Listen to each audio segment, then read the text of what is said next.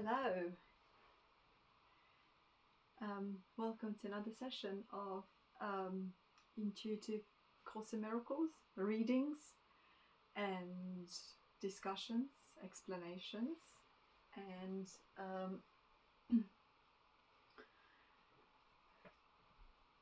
a lovely, quiet, rainy evening here where I am. And again, this is a spontaneous session. I never planned them. So this is as intuitive as you could get. But the meditating subject for the past, I'd say, 2 days, yesterday and today is included. It's centered around the idea of identity. And this is a topic the Course in Miracles deals with. And this is something that I have pondered myself way before I started studying and practicing A Course in Miracles. And I think ever since I was a child, I was aware of this dual personality, we can say. I hope it's not going to be interpreted as somebody being bipolar, although I think we all are in a later in a greater or lesser measure. Since I was a child, I was aware that I was aware of my superficial personality, which was in a process of forming itself, and which was based on everyday events and influences, education, certain traits inherited from families and neighborhood, community. And as a child, it became so clear to me that I had a role to play. And I used to be very preoccupied with observing those around me and seeing how they went about their roles and how well they were playing them. But because I was fortunate enough to grow up in a country and at a historical time where children had a lot of freedom, we were privileged to spend a lot of time in nature, playing by ourselves or together with other children a lot of the time. And I remember spending quite a bit of time on my own, as well as being very busy socializing and playing with the children. But in the times that I would spend with myself, especially after school or the weekend or holidays where maybe my friends were not around quite as much, I used to just go and climb at the top of the tree. I know this sounds quite idyllic, doesn't it? It'd be probably against the health and safety these days. But I'd go and climb at the top of a very tall tree, and I used to just for a moment imagine myself as being a creature of the tree. I wasn't even comparing myself to a bird. It was much more abstract than that. And I used to just imagine myself as being a creature of the tree, of the heights, of the air. And I just used to suspend myself up there in a tree and just listen to the rustling of the leaves and everything, and just being present. And I remember perfectly in those moments of presence that all the learning that I used to do when I was in a presence of friends, family, community, school, so on and so forth, will vanish, and I would be left with something which was I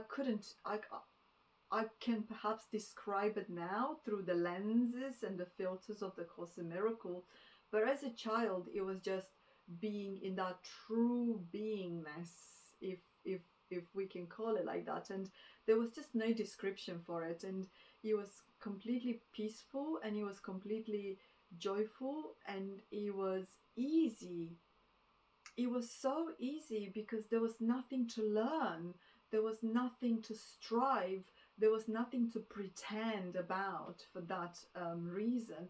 It was just a sense of beingness, and it just fitted me like a glove, I remember. And just as I said, I could describe it now that I do have the language for it, and I could perhaps share it in conceptual terms. But back then I couldn't. I was just being it. I was embodying it. And as life goes by, and this is relevant for all of us, we leave a lot of that beingness behind, and we embrace more and more and more and more of our social role. And our social role, as time goes by, becomes more complex. Therefore, further shatters that idea of our real identity into these smithereens of or you can be this, you role playing, into smithereens of role playing, of being a lover and a mother and a worker and a daughter and a sister-in-law, and the titles go on and on and on and on, and the next thing you know, you're just surrounded by this overwhelming circle of numerous labels that you've learned to associate with and to play by as time goes on. And in that process, I think our psyche, to talk in psychological terms, as well as the state of beingness, first of all, it just becomes such a far away experience, and the psyche is just so fragmented and kind of constantly dances around us. And then I think some of us are better at handling it than others are. To those who cannot handle it and are more sensitive, psychology goes on to diagnosing them as multiple personalities, or even personality disorders, and all sorts of other pathologies as such.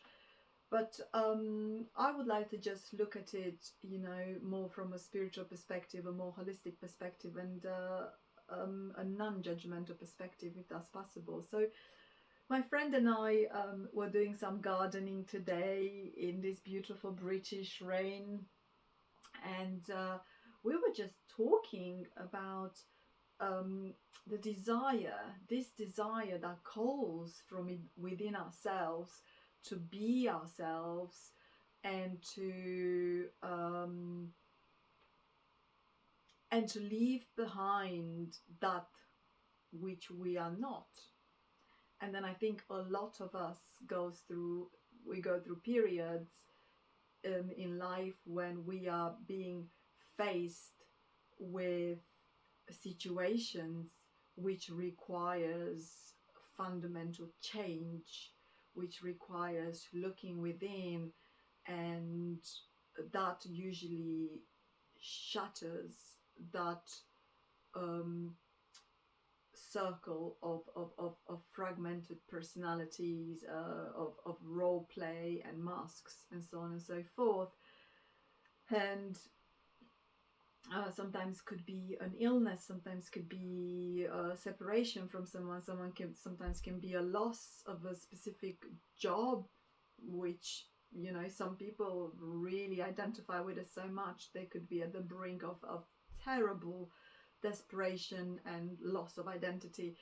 And there are specific situations in our life that triggers it, but some of us usually might not need anything as major as such a trigger to come to realize that I'm not feeling myself. What is it that I am in the first place, and how can I find out what I truly am? And then that's when we fall down the rabbit hole. And my friend and I were talking about it in a garden today, that I feel like she's going through at the moment something that I went through just a few years ago, and synchronicity, or let's call it the universal goodness, always works things in a way that it sends us someone who's just slightly ahead or slightly behind, so we can come together and hold hands and support one another through these transitions,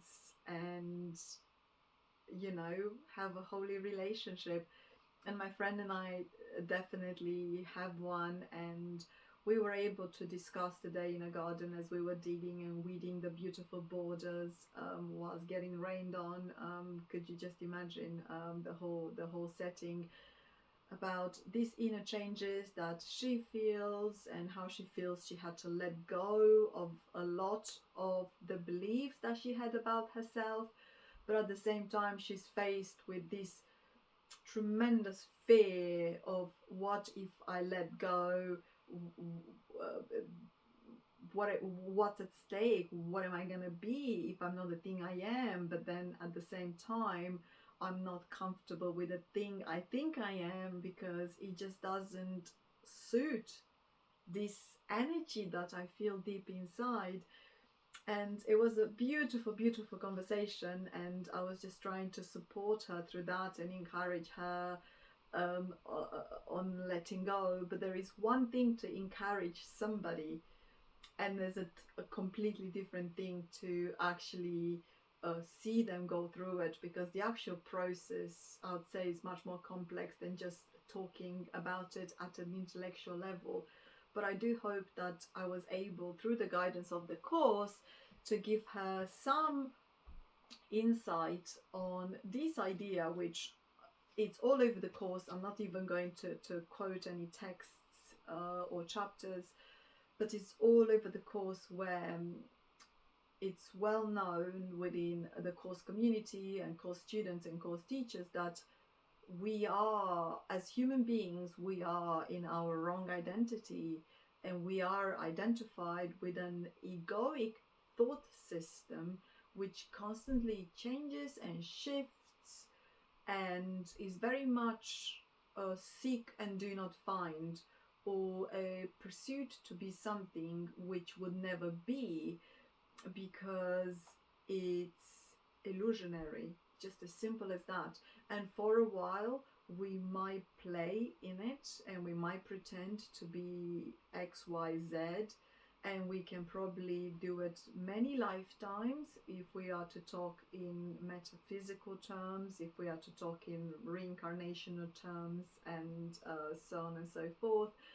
We probably do it again and again and again and again, and just to come to a place such as now, this moment, in which we make a decision of the heart. That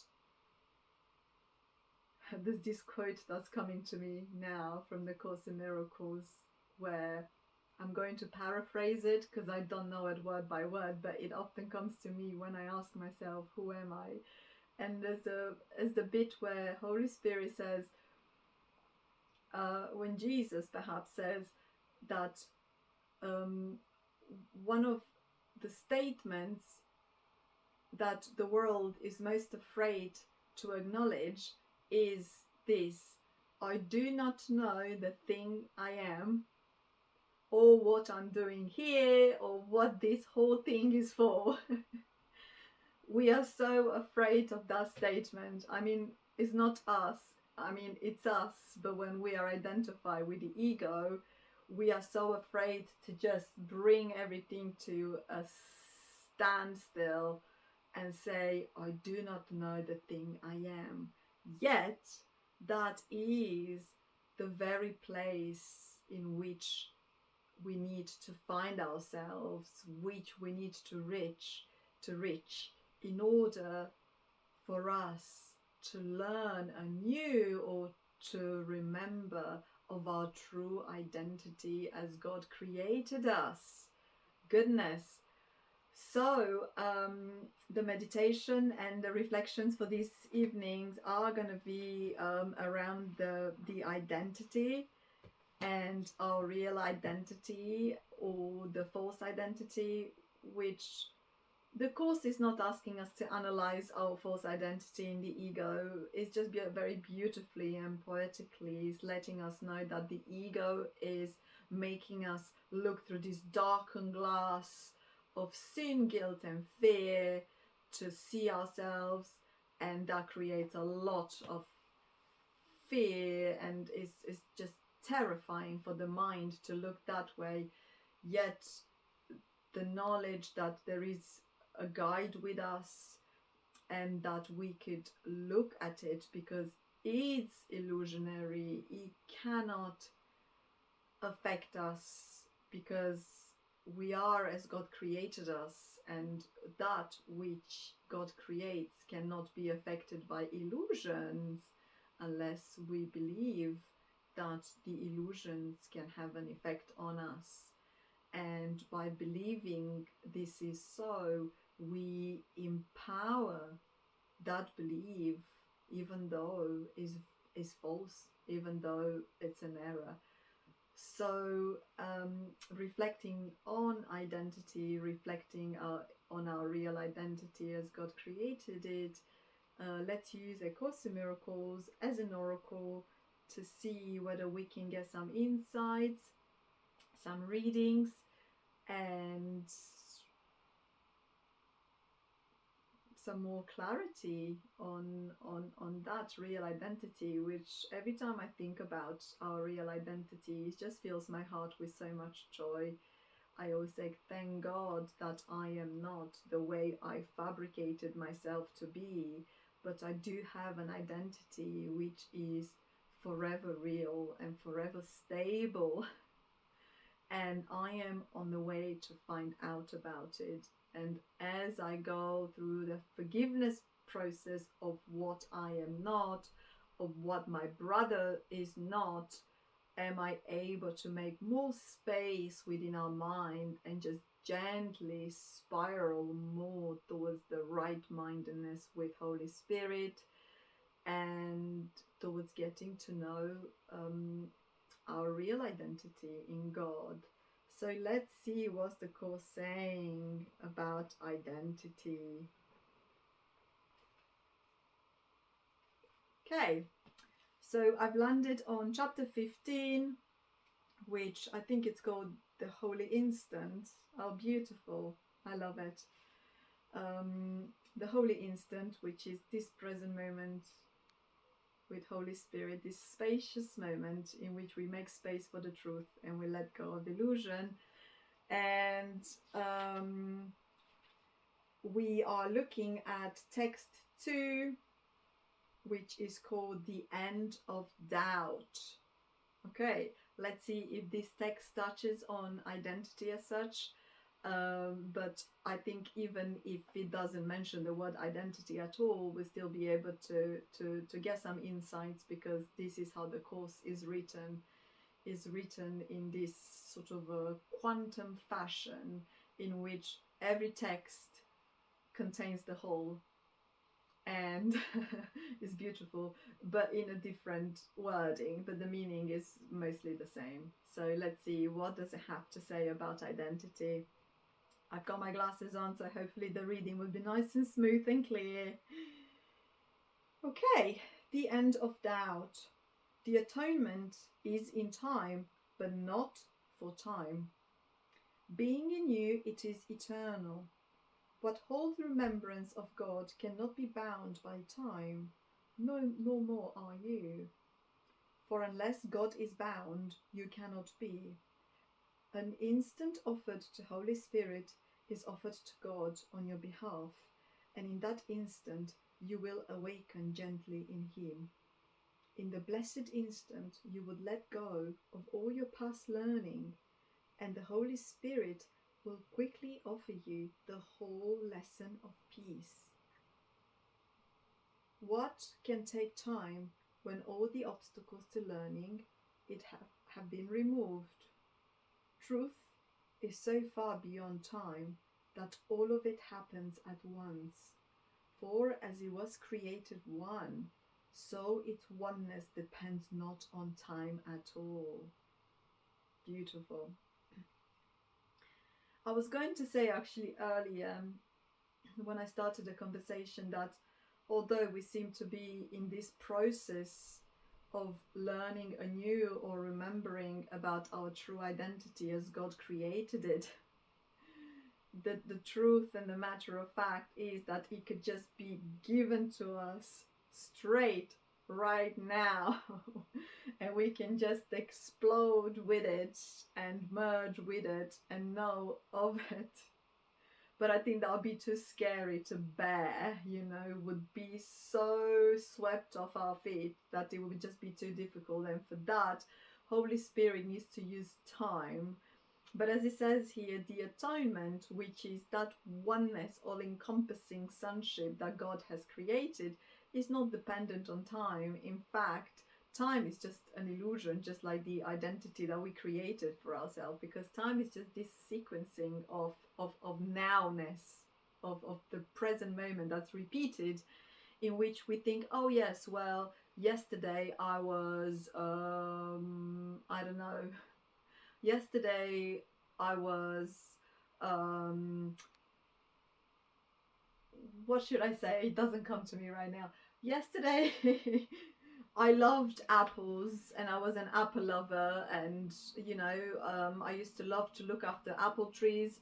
But you know what? Today I changed my mind. I chopped off all the apple trees and here I am. I don't like apples anymore. So you see how we can change our mind about our identity from one day to the other.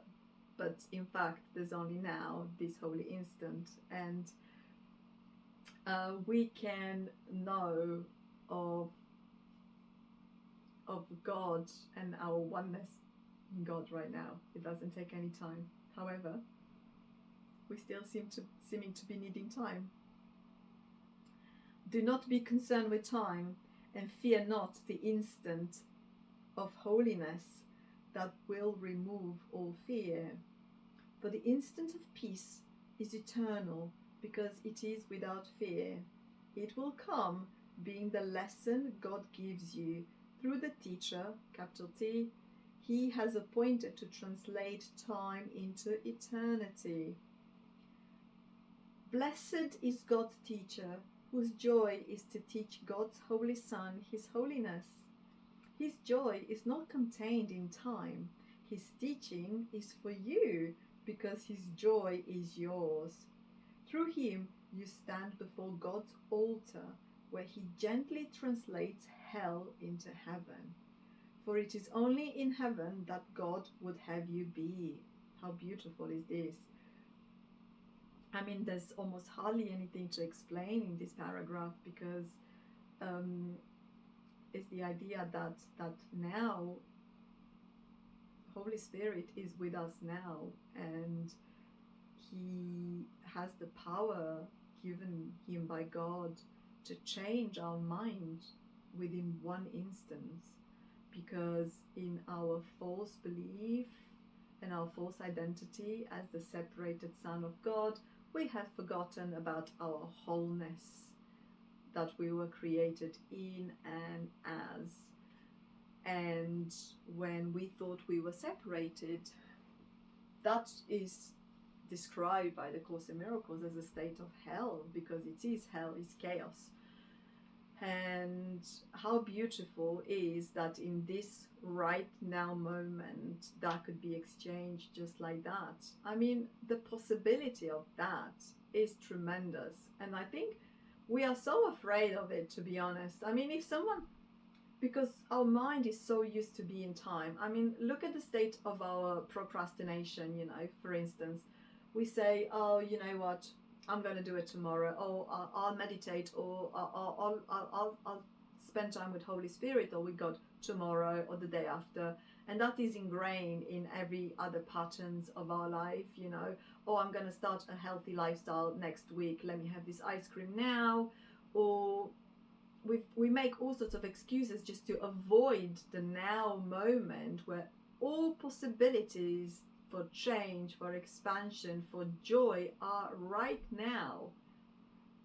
So I think part of our false identity in the ego is definitely this idea of low self-esteem, low self-worth. I do not deserve the peace of God now. I do not deserve the joy of God now. Let me have it at a different time when I'm changing jobs or when I'm going on that holiday. Again, see, the ego is postponing because the ego is making us feel so guilty in this present moment where everything is, that is only helping us identify with some past misidentifications that were fluctuating and changing and were a chameleon, you know. And avoid the present moment. Do not be in present moment because it's so scary according to the ego. Project your happiness for the future, you know. You be happy sometimes in the future. I mean, come on. Holy instant now. Joy now. Peace now. This is how we should look at it. How long can it take to be where God would have you be? Would have you, sorry. For you are where you have forever been and will forever be. All that you have forever. The blessed instant reaches out to encompass time as God extends himself to encompass you. You who have spent days, hours, even years in chaining your brothers to your ego in an attempt to support it and uphold its weakness, do not perceive the source of strength. In this holy instance, you will unchain all your brothers and refuse to support either their weakness or your own. So this paragraph is emphasizing again the power of the present moment, not only to release ourselves from the chains of the ego false identity, but to release all our brothers with it. Because in this present moment, the all-encompassing love of God can take completely hold of our mind and fill us with joy that would then just expand to all. Because I mean, I do this in my daily practice where I try to center myself into this present moment, and I can tell you, and all of those who have studied the course or who have got a practice around the now moment would feel this wave of joy in their hearts and peace in their mind. And it's such a beautiful coherence that we feel in that moment. There's just no problem. And, you know, we always work at maintaining that state for as much as we can, for as long as we can. And in that moment, we cannot think any negative thoughts. There's just no judgment that crosses my mind in that moment. I'm not thinking, oh my gosh, my neighbor has parked his car in my spot, or my colleague at work had said something about me during the Christmas party last year. Like things like that, right? Or God knows what other egoic silliness might usually cross our mind when we do not supervise our thoughts and might loop around, you know. But in that moment of presence, you know, there's such a release of the mind and the heart and the coherence of the two when we rest in joy and peace in the holy instant with Holy Spirit. Everyone is released. There's just no aggravation, and it's real. You try. You do not realize how much you have misused your brothers by seeing them as sources of ego support. As a result, they witness to the ego in your perception and seems to provide reasons for not letting it go. Yet they are far stronger and much more compelling witnesses for the Holy Spirit, and they support his strength. It is therefore your choice whether they support the ego or the Holy Spirit in you, and you will recognize which you have chosen by their reactions. A son of God who has been released through the Holy Spirit in a brother is always recognized. This is again something that I have had experiences with, is that our brother would always mirror back to us our state of being, and whether we are being in our ego, our brother will reflect that, and whether we are in Holy Spirit, equally our brother will reflect that. And this was one of the realizations I had when in the past, when I was in my ego, I used to influence greatly the people around me to be in their ego as well. My ego would have a massive impact on them, and I could then see their egoic traits, and somehow that used to give me sort of a mixed emotions. But when I started learning the course and studying the course, I could witness that shift, that whenever I was in situations and I would call for Holy Spirit to help me see things differently, and I would follow the Holy Spirit forgiveness and joy and non-judgment in situations, my brothers would just also reflect that back at me, and that sense of joy would increase, and that sense of peace would increase, and I would then know that Holy Spirit is at play in those situations and those relationships. Whereas when I was in my ego, instead of the mirroring effect resulting into peace and joy and togetherness, it would be more of a competitiveness, more of a comparison. Oh, my ego's brushing against your ego. Let me measure to see if my ego was better in that respect than yours. And it was more of a game, of a competitive game of tennis, you know. Whereas when I'm in the Holy Spirit, it's more like the cheerleader dancing together and celebrating the team, you know. That's how it feels being in Holy Spirit. It's so funny, I have these two images in my head. The ego is definitely the match, you know, and whoever wins through the sweat of their brow. Whereas with Holy Spirit is all dance and fun and joy. He cannot be denied.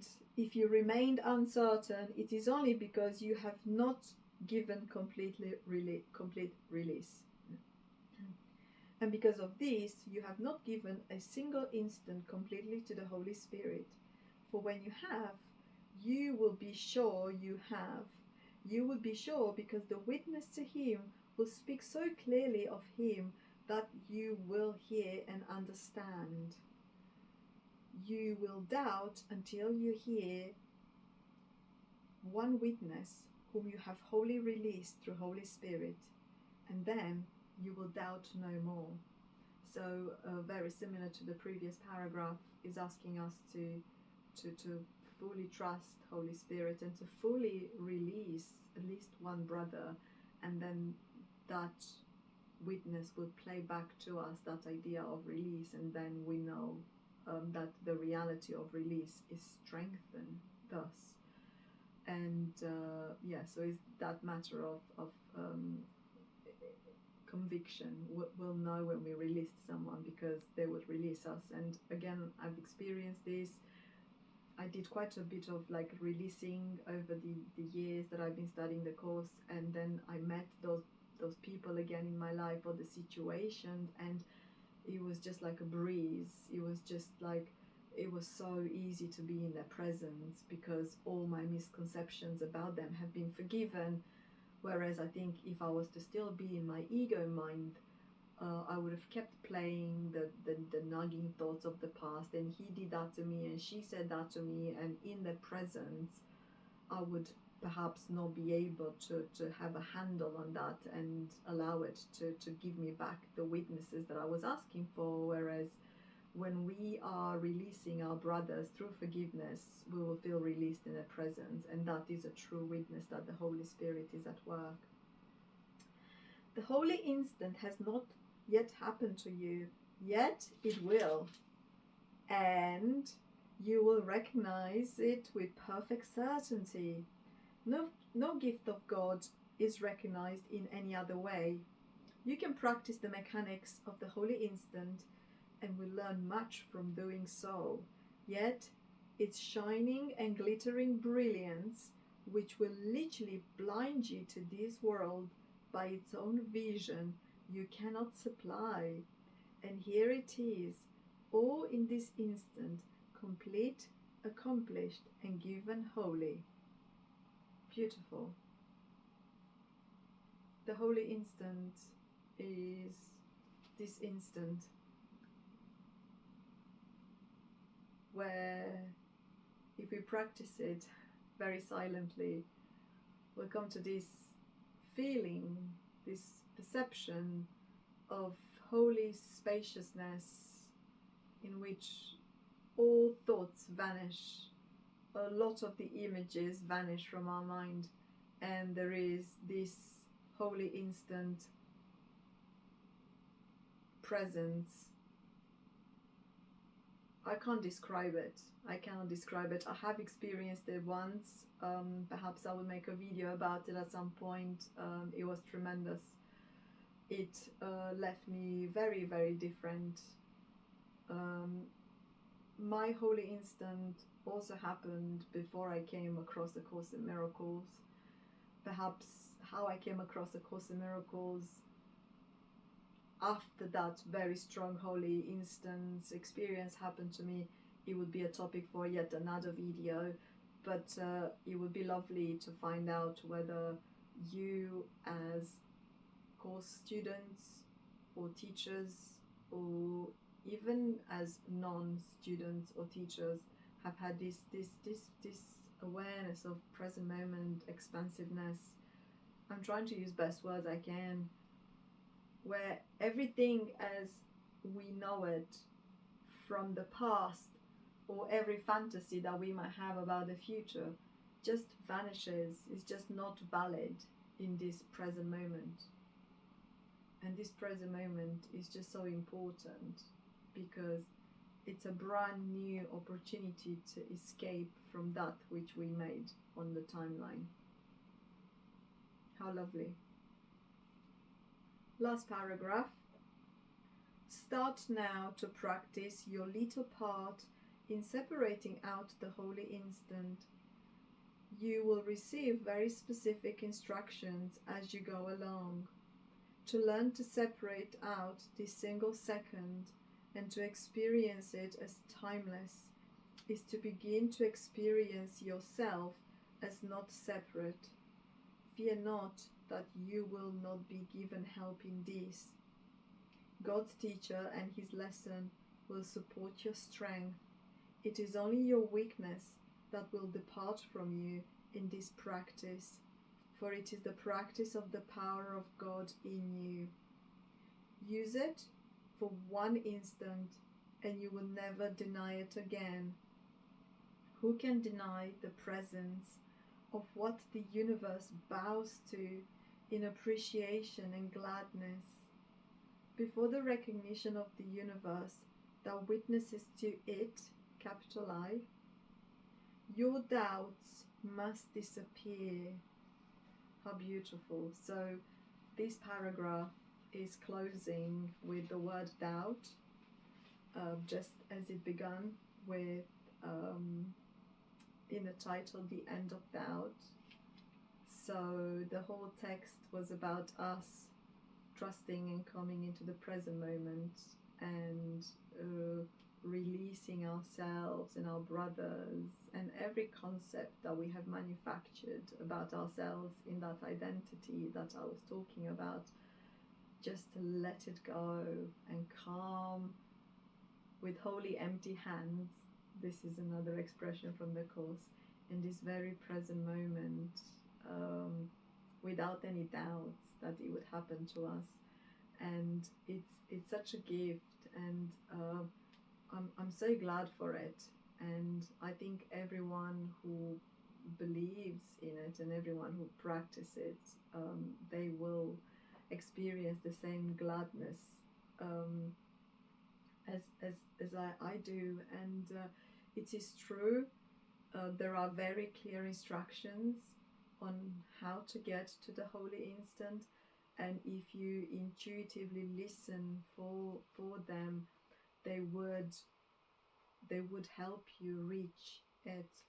As I said, I will have to do a brand new video on how I got instructed towards my holy instant, which was before I learned about the Course and how the Course came afterwards. But the Course came afterwards, just it was a miracle for me to receive this book and learn it, and it helped me integrate a lot of it, the experiences I had beforehand, which I think if it wasn't for the Course, I would have said, oh my gosh, I think I'm going crazy. I do not know the thing I am, and there's nothing to tell me of what I could be. Talking about that idea of identity, because when I had my holy instant, there were layers and layers and layers of my old identity peeling away, and I really had to let them go. And there was just so much fear, because it was almost like the earth was moved from beneath your feet, but yet there was something greater to catch me, and that was the holy instant. And not only that, it catches us when we let go, but it expands us to such proportions that would then find it so difficult to believe in anything that came before it. There will be no doubt that anything that came before the holy instant was a very wishy-washy, something very inferior to what holy instant represents. And it's funny, because the next text in this chapter after the end of doubt is littleness versus magnitude.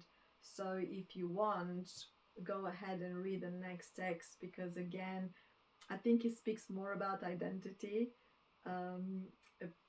this little identity that we have when we are identified with the ego, versus the magnitude of identity that we could encapsulate and learn about and integrate and identify with after the holy instant.